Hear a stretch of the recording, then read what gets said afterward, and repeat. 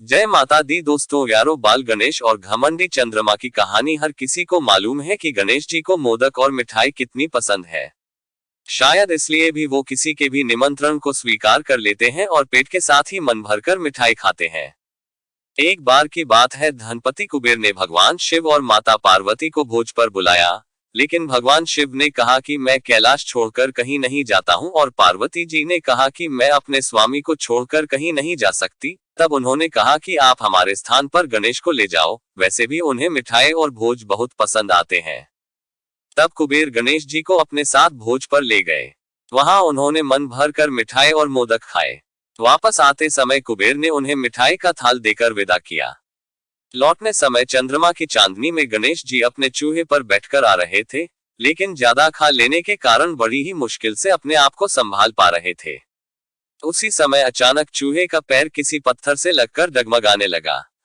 इससे गणेशी जी चूहे के ऊपर से गिर गए और पेट ज्यादा भरा होने के कारण अपने आप को संभाल नहीं सके और मिठाइयां भी यहाँ वहां गिर गईं।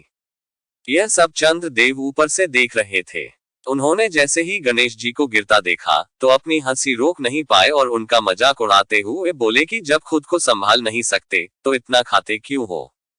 चंद्रमा की बात सुनकर गणेश जी को गुस्सा आ गया। उन्होंने सोचा कि घमंड में चूर होकर चंद्रमा मुझे उठाने के लिए किसी प्रकार की सहायता नहीं कर रहा है और ऊपर से मेरा मजाक उड़ा रहा है।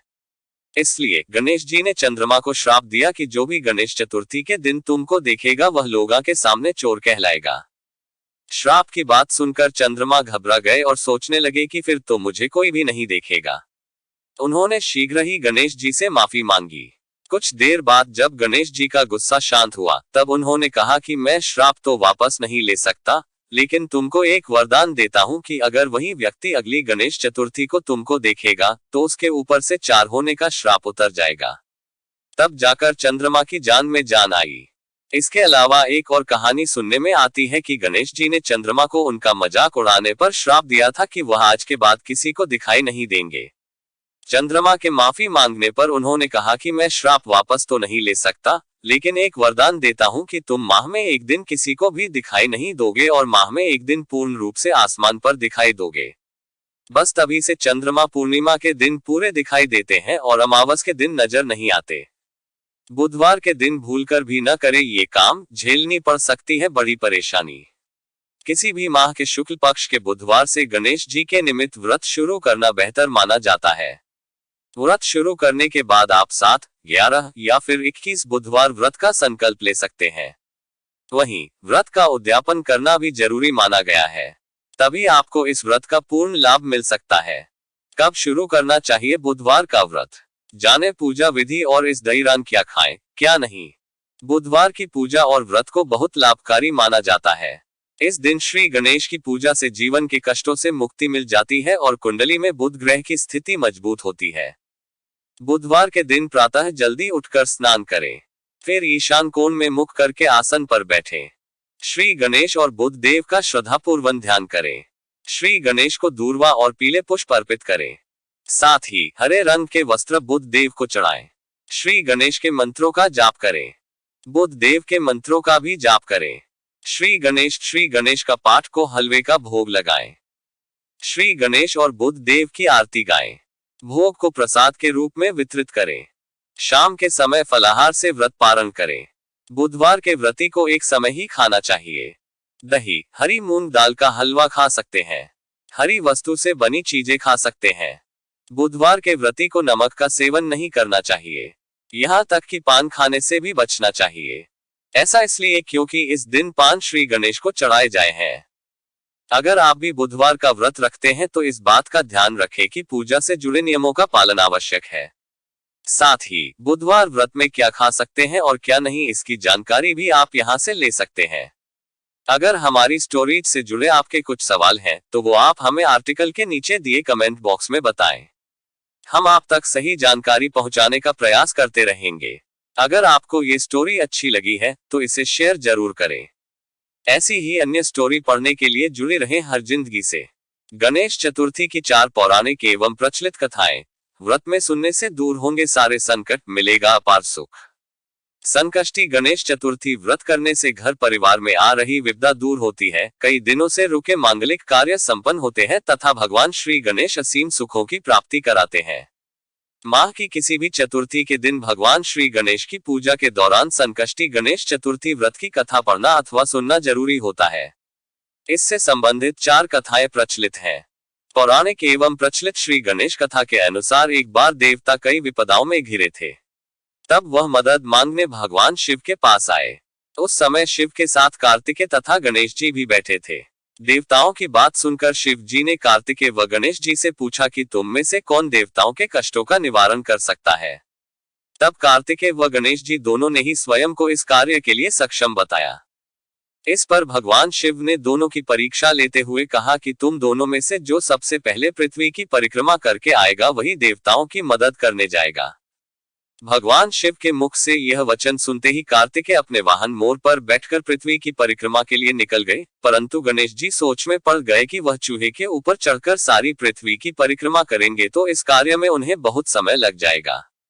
तभी उन्हें एक उपाय सूझा। गणेश अपने स्थान से उठे और अपने माता पिता की 7 बार परिक्रमा करके वापस बैठ गए। परिक्रमा करके लौटने पर कार्तिकेय स्वयं को विजेता बताने लगे। तब शिव जी ने श्री गणेश से पृथ्वी की परिक्रमा न करने का कारण पूछा। तब गणेश ने कहा, माता पिता के चरणों में ही समस्त लोक है। यह सुनकर भगवान शिव ने गणेश जी को देवताओं के संकट दूर करने की आज्ञा दी। इस प्रकार भगवान शिव ने गणेश जी को आशीर्वाद दिया कि चतुर्थी के दिन जो तुम्हारा पूजन करेगा और रात्रि में चंद्रमा को अर्घ्य देगा उसके तीनों ताप यानी दैहिक ताप, दैविक ताप तथा भौतिक ताप दूर होंगे। इस व्रत को करने से व्रतधारी के सभी तरह के दुख दूर होंगे और उसे जीवन के भौतिक सुखों की प्राप्ति होगी। चारों तरफ से मनुष्य की सुख समृद्धि बढ़ेगी।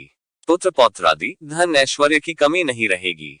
एक समय की बात है, राजा हरिश्चंद्र के राज्य में एक कुम्हार था। वह मिट्टी के बर्तन बनाता, लेकिन वे कच्चे रह जाते थे। एक पुजारी की सलाह पर उसने इस समस्या को दूर करने के लिए एक छोटे बालक को मिट्टी के बर्तनों के साथ आवा में डाल दिया। उस दिन संकष्टी चतुर्थी का दिन था। उस बच्चे की मां अपने बेटे के लिए परेशान थी। उसने गणेश जी से बेटे की कुशलता की प्रार्थना की। दूसरे दिन जब कुम्हार ने सुबह उठकर देखा तो आवा में उसके बर्तन तो पक गए थे, लेकिन बच्चे का बाल बांका भी नहीं हुआ था। वह डर गया और राजा के दरबार में जाकर सारी घटना बताई। इसके बाद राजा ने उस बच्चे और उसकी मां को बुलवाया तो मां ने सभी तरह के विघ्न को दूर करने वाली संकष्टी चतुर्थी का वर्णन किया। इस घटना के बाद से महिलाएं संतान और परिवार के सौभाग्य के लिए संकट चौथ का व्रत करने लगी। एक समय की बात है कि विष्णु भगवान का विवाह लक्ष्मी जी के साथ निश्चित हो गया। विवाह की तैयारी होने लगी। सभी देवताओं को निमंत्रण भेजे गए, परंतु गणेश जी को निमंत्रण नहीं दिया, कारण जो भी रहा हो। अब भगवान विष्णु की बारात जाने का समय आ गया। सभी देवता अपनी पत्नियों के साथ विवाह समारोह में आए। उन सब ने देखा कि गणेश जी कहीं दिखाई नहीं दे रहे हैं।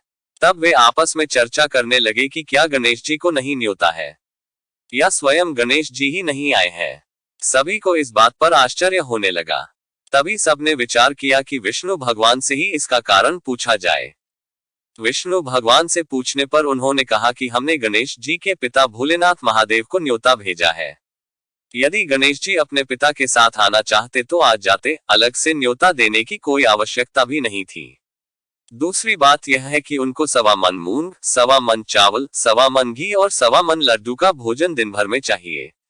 यदि गणेश जी नहीं आएंगे तो कोई बात नहीं, दूसरे के घर जाकर इतना सारा खाना पीना अच्छा भी नहीं लगता। इतनी वार्ता कर ही रहे थे कि किसी एक ने सुझाव दिया, यदि गणेश जी आ भी जाए तो उनको द्वारपाल बनाकर बैठा देंगे कि आप घर की याद रखना। आप तो चूहे पर बैठकर धीरे धीरे चलोगे तो बारात से बहुत पीछे रह जाओगे। यह सुझाव भी सबको पसंद आ गया, तो विष्णु भगवान ने भी अपनी सहमति दे दी। होना क्या था कि इतने में गणेश जी वहां आ पहुंचे और उन्हें समझा बुझाकर घर की रखवाली करने बैठा दिया। बारात चल दी। तब नारद जी ने देखा कि गणेश जी तो दरवाजे पर ही बैठे हुए हैं, तो वे गणेश जी के पास गए और रुकने का कारण पूछा। गणेश जी कहने लगे कि विष्णु भगवान ने मेरा बहुत अपमान किया है। नारद जी ने कहा कि आप अपनी मूषक सेना को आगे भेज दें, तो वह रास्ता खोद देगी जिससे उनके वाहन धरती में धंस जाएंगे, तब आपको सम्मान पूर्वक बुलाना पड़ेगा। अब तो गणेश जी ने अपनी मूषक सेना जल्दी से आगे भेज दी और सेना ने जमीन पोली कर दी। जब बारात वहां से निकली तो रथों के पहिए धरती में धंस गए। लाख कोशिश करें परंतु पहिए नहीं निकले। सभी ने अपने अपने उपाय किए परंतु पहिए तो नहीं निकले बल्कि जगह जगह से टूट गए। किसी की समझ में नहीं आ रहा था कि अब क्या किया जाए। तब तो नारद जी ने कहा, आप लोगों ने गणेश जी का अपमान करके अच्छा नहीं किया। यदि उन्हें मनाकर लाया जाए तो आपका कार्य सिद्ध हो सकता है और यह संकट टल सकता है। शंकर भगवान ने अपने दूत नंदी को भेजा और वे गणेश जी को लेकर आए। गणेश जी का आदर सम्मान के साथ पूजन किया, तब कहीं रथ के पहिए निकले। अब रथ के पहिए निकल को गए परंतु वे टूट फूट गए तो उन्हें सुधारे कौन। पास के खेत में खाती काम कर रहा था, उसे बुलाया गया। खाती अपना कार्य करने के पहले श्री गणेशाय नमः कहकर गणेश जी की वंदना मन ही मन करने लगा। देखते ही देखते खाती ने सभी पहियों को ठीक कर दिया। तब खाती कहने लगा कि हे देवताओं, आपने सर्वप्रथम गणेश जी को नहीं मनाया होगा और न ही उनकी पूजन की होगी, इसलिए तो आपके साथ यह संकट आया है। हम तो मूर्ख अज्ञानी हैं, फिर भी पहले गणेश जी को पूजते हैं, उनका ध्यान करते हैं। आप लोग तो देवतागण हैं, फिर भी आप गणेश जी को कैसे भूल गए। अब आप लोग भगवान श्री गणेश जी की जय बोलकर जाएं, तो आपके सब काम बन जाएंगे और कोई संकट भी नहीं आएगा। ऐसा कहते हुए बारात वहां से चल दी और विष्णु भगवान का लक्ष्मी जी के साथ विवाह संपन्न करा के सभी सकुशल घर लौट आए। हे गणेश जी महाराज, आपने विष्णु को जैसो कारज सारियो, ऐसो कारज सबको सिद्ध कर जो। बोलो गजानन भगवान की जय।